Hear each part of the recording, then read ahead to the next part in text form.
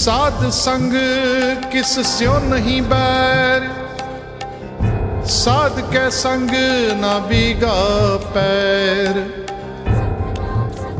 साध के संग नाही को मंदा,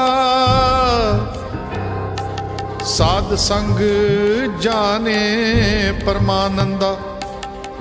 साध के संग नाही हो ताप, साध के संग तजै सब आप।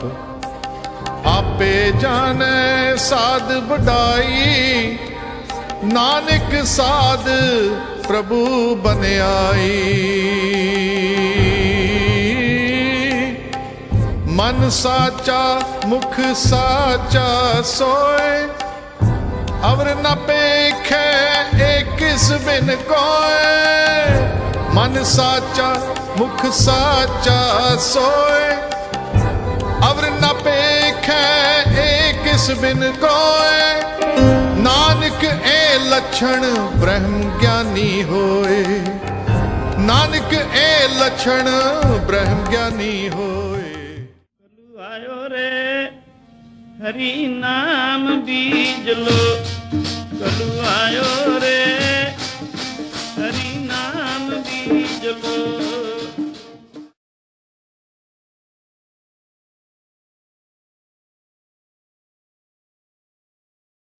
खालसा जी, साध संगत जी, परमात्मा प्यारियो, वाहिगुरु जी का खालसा, वाहिगुरु जी की फतेह। The religions, the spiritual paths, are meant for individuals to achieve enlightenment with the grace of the God, Paramatma, Sadguru Maharaj ji, Vaiguru Sache Patshah ji, enlightened saints, sadhus, and so on.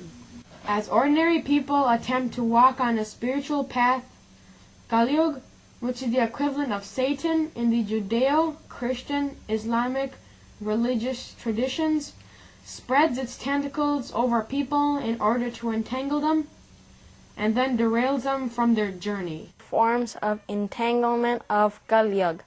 They are Kam, which is desire, Krodh, which is anger, Lobh, which is greed, Moh, which is attachment, and Ahankar, which is ego. These five give birth to millions and billions of subtle, visible, and invisible entanglements, such as relishing the taste of flesh and bones of a variety of animals, addiction to alcohol, drugs, gambling, tobacco, and intense desire for the proximity of men and women for one another.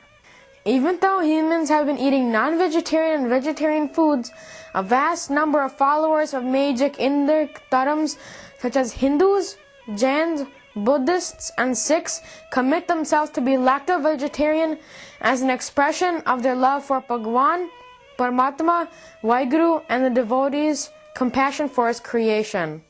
In most traditions, faithful devotees offer the food to the Almighty Creator before eating it themselves, and some pray and thank the Creator Almighty for his blessings.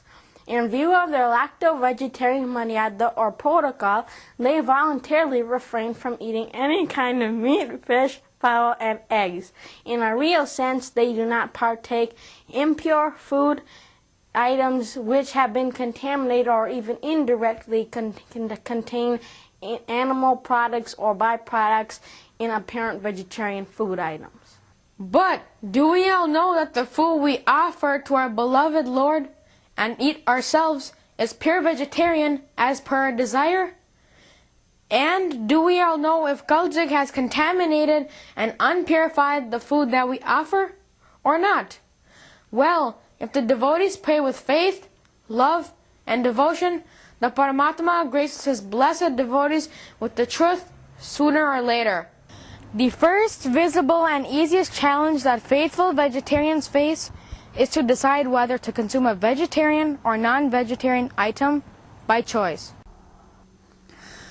With the Paramatma's blessings, once they overcome this first visible challenge, then they face the second challenge, which is they would like to discover what the real ingredients are in the apparent vegetarian product. This is, in some cases, made easier by the law, under which the producers must state the ingredients or substantial ingredients of the food items on the packages. Buddha's blessings, they overcome the second challenge by reading the ingredients on the food package to assure themselves that the said food item is vegetarian in its purity and contact. The final, subtle, and deceptive challenge for them lies in discerning what kind of animal products and byproducts have been used to manufacture, process, and filter and refine apparent vegetarian items which aren't listed on the package. The unscrupulous manufacturers get around the legal requirements that says that the producers must state the ingredients or substantial ingredients of the food items on the packages on the basis that animal products or byproducts are neither ingredients nor substantial ingredients or food items. Therefore, they are not obliged to inform the customers that there are any animal products or byproducts used to manufacture, refine, filter, or process the apparent vegetarian item.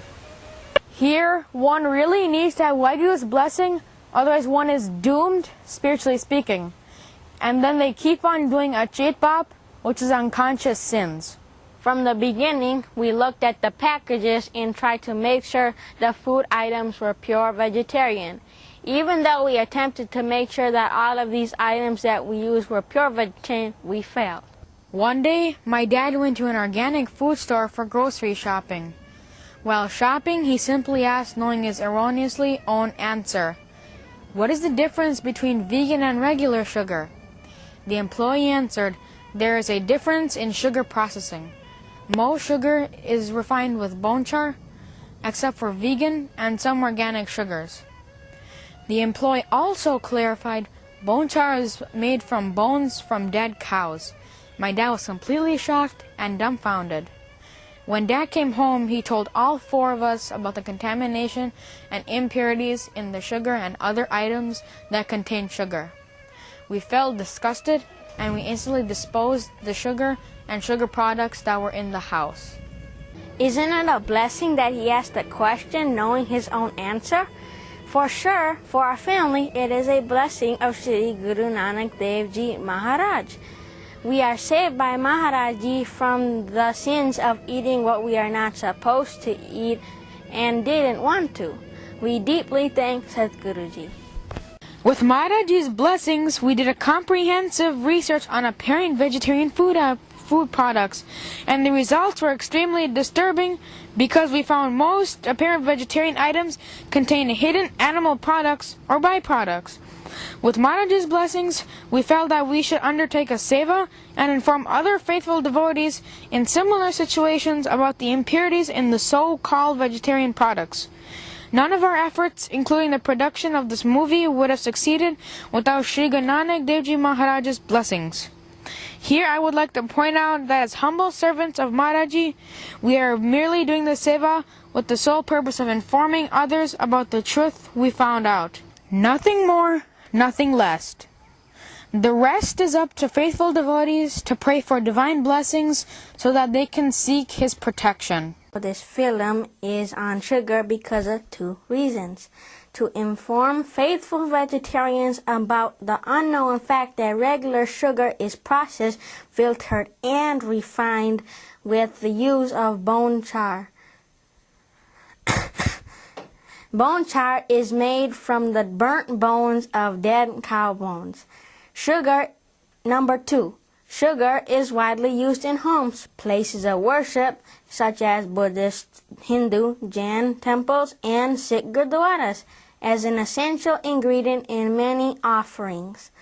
It is also used in vegetarian restaurants. Unfortunately, we believe that the sugar is pure vegetarian. As the word bone char was mentioned before, I would make a humble effort to explain what bone char is.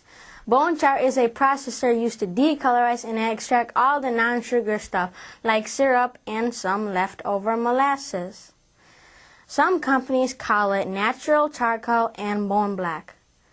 The bones used in bone char come from cows that have died of natural causes and diseases in countries such as Afghanistan, Argentina, India, and Indonesia. Did you know that the bone char is made from the cow's pelvis bone? The bones are shipped to Scotland and Ireland. There, the cow bones are sun-dried and heated to 700 degrees Celsius. Then the bones are used to make the bone char. Afterwards, the bone char is sold to the sugar manufacturers. One important thing about the bone char is that it cannot be sold or made in the U.S., but it is still used there. The sugar manufacturers, particularly in the U.S., use this bone char over and over again.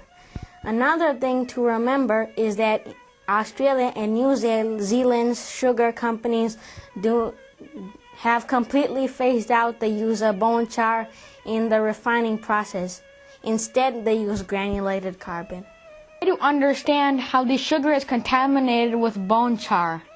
That way we can also learn the subtle tricks of Kalyug, as Shri Guru Granth Sahib Ji Maharaj graciously informs us. I just want to remind you that there are various models for sugar refining, but the basic process is the same. After the sugar has gone through the melter, crystallizer, remelter, and saturator, it is brought to the char columns. Then the sugar liquor, which is not alcohol, is poured down char columns. Depending on the color and the number of impurities in the liquor, it may take up to 6 hours to decolorize and remove any inorganic material like dust and metals that are in the fluid. That is a very long time for the sugar liquor and the bone char to be together, because the impurity occurs in less than a fraction of a second. Now, the question arises, why do sugar producers need to refine sugar? Sugar manufacturers need to refine sugar so they can decolorize, and this may seem funny, but to also take out the syrup and inorganic and organic impurities, such as dust particles and metals like iron and nickel, that the liquor has collected over time during the refining process from the sugar crystals. So, the bone char is used to decolorize and remove any inorganic and organic impurities like dust and metals from sugar liquor.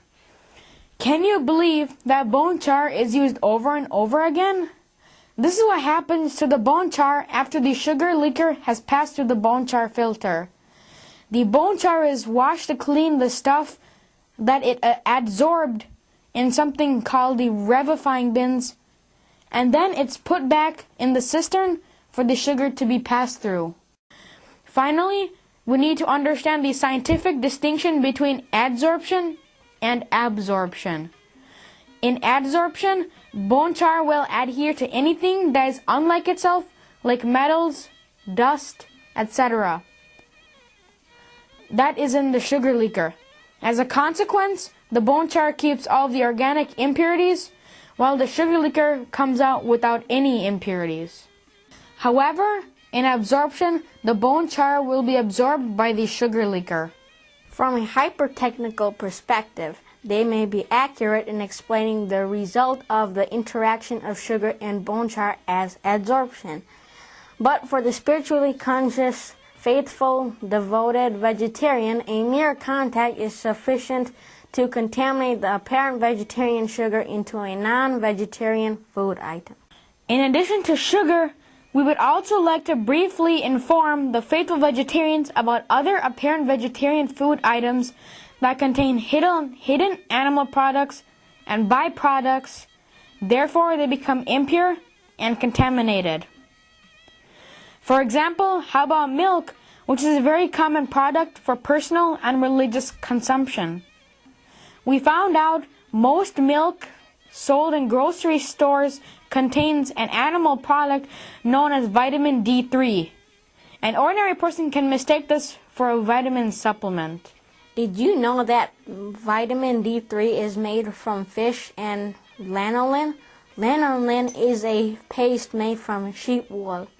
So how do you feel now, knowing that the milk is not really milk, but rather it is adulterated with fish elements and sheep wool paste? In India, we worry about water in milk, and look what we are consuming. Can you think which one is worse? If the milk is contaminated and impure, then we can obviously assume that other milk products are obviously impure, such as mithai, kheer, homemade dahi, and paneer. For your information, in addition, some orange juices have vitamin D3 in them. Now, let's look at gelatin, a widely used product. It is an animal protein with many functional properties in food applications, as a gelling agent, a thickener, an emulsifier, a whipping agent, a stabilizer, and the substance that imparts a smooth mouthfeel to foods. Gelatin is derived from pig skins, cattle bones, and cattle hides. A very small percentage of gelatins used today are from fish bones and skins.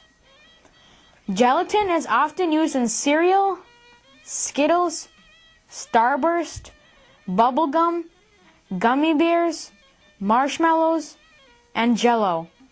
Various low-fat foods, including some margarine and dairy products such as yogurt and ice cream, are contaminated with gelatin. Shellac is a resin secreted by the female lac bug. It is also derived from crushed insects. In the tablet manufacturer trade, it is sometimes referred to as beetle juice for this reason. It is processed and sold as dry flakes and liquid shellac, which is used as a brush on colorant, food glaze, and wood finish. Shellac is edible, and it is used as a glazing agent on pills and candies in the form of the pharmaceutical glaze. It is also used to replace the natural wax of the apple. This coating of shellac contains crushed insects. In the tablet manufacture trade, it is sometimes referred to as beetle juice for this reason. Did you ever hear the term L-cysteine? We never heard of it until Maharaj blessed us and knows you are also blessed. L-cysteine is a common dough conditioner and flavor enhancer used in human and pet foods. In the past, the most common source of L-cysteine was human hair found on the floors of Chinese barber shops. These days, approximately 80% of L-cysteine is derived from Chinese duck feathers.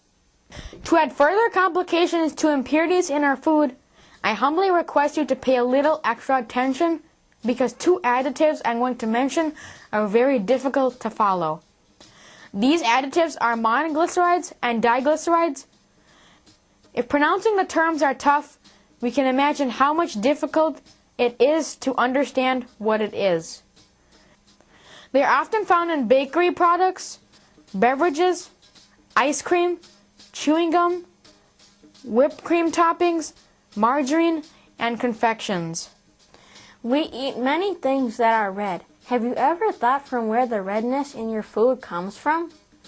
Well, it is ugly, and I still have to tell you that some red dyes are made from the cochineal beetle. The dead beetles are dried and then boiled in hot water to produce the red color. These are usually labeled as cochineal, carmine, or carminic acid. The cochineal is used in strawberry, cherry, ice cream, and shakes. It is also used to coat apples. Won't you be surprised when I say that stearic acid is used as a binder in foods? It is made by treating animal fat with hot water. The acid is found in animal oils and fats. It is used in butter flavoring, vanilla flavoring, chewing gum, candy, and fruit waxes. Guess what? Omega-3, which can be mistaken as a synthetic supplement, actually comes from fish and is added in some juices and milks sold in the market. We all know that eggs are non-vegetarian for us, but it is used in most bakeries. For example, eggs are used in cookies, donuts, breads, rolls, cakes, muffins, croissants, and other bakery products that you can think of. Many times, these bakery items are egg washed, but the fact that they are not mentioned in the ingredients. You may be surprised to know that at one local flourishing bakery located in a trendy area, all items made except for one bread either has egg in it or is egg washed. Finally, with due apologies, I have to ask you if you know that most cheeses are often made with animal rennet or rennet, which is used to condense the dairy product. Without the rennet, the cheese would be really big. Rennet is obtained from milk-fed calves. After butchering the calf, the fourth stomach is removed and freed of its food content. After that, the stomach goes through several steps, including being dry salted, washed, scraped to remove surface fat, stretched onto racks where moisture is removed, then finally ground and mixed with a salt solution until the rennet is extracted. With the Paramatma's blessings, let's take a moment to ponder and reflect what we can do in this awful and dire situation. Please pray, and pray as much as possible with devotion, faith, and love, so that by His grace, let us not eat what we don't want to, because our one Paramatma also does not want us to, and be saved from the karma of consuming impure and contaminated food. With Waheguru's blessings, there are some suggested alternatives other than impure and ordinary sugar. Vegan sugar is considered reliable in its purity, which means that the sugar is not processed with bone char. Instead, vegan sugar is processed with granulated activated carbon. In addition, most organic sugars also do not come in contact with the bone char. Instead, the sugar manufacturers use granulated carbon to refine the sugar. However, lacto-vegetarians should avoid using brown sugar, since brown sugar is still likely to be refined with bone char, but molasses is used to change the color back to brown. There is a growing trend to finally phase out the use of bone char in brown sugar. With regard to items that contain hidden animal products and byproducts, there cannot be alternatives to everything impure or contaminated.